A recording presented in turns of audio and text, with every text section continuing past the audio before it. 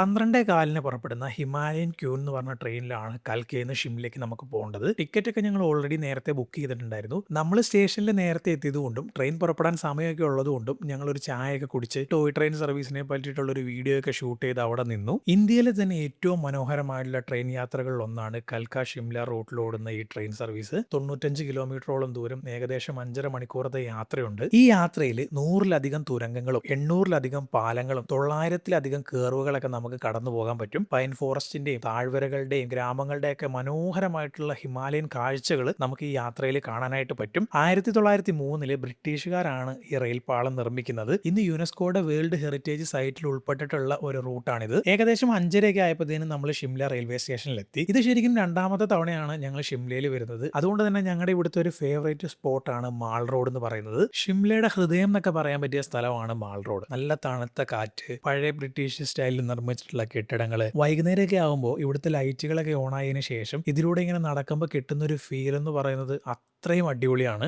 ഇവിടുത്തെ കടകളുടെയൊക്കെ മുമ്പിൽ കൂടെ നടക്കുക എന്ന് പറയുന്നത് തന്നെ ഒരു കിടിലൻ എക്സ്പീരിയൻസ് ആണ്. നമുക്ക് പ്രത്യേകിച്ച് ഒന്നും വാങ്ങാനില്ലെങ്കിലും ഈ വഴികളിലൂടെ ഈ കാഴ്ചകളൊക്കെ കണ്ട് നടക്കുമ്പോൾ അത് വല്ലാത്തൊരു സന്തോഷമായിരിക്കും നമുക്ക് തരുന്നത്. അതിനുശേഷം ഞങ്ങൾ തൊട്ടടുത്തുള്ള ഒരു കടയിൽ കയറി ഭക്ഷണമൊക്കെ കഴിച്ചു. പിന്നീട് നമ്മൾ നേരെ റൂമിലേക്ക് തിരിച്ചു പോവുകയാണ് ചെയ്തത്. ഇന്ന് രാത്രി നന്നായിട്ട് കിടന്നുറങ്ങിയിട്ട് വേണം നമുക്ക് നാളെ രാവിലെയുള്ള യാത്ര ആരംഭിക്കാൻ.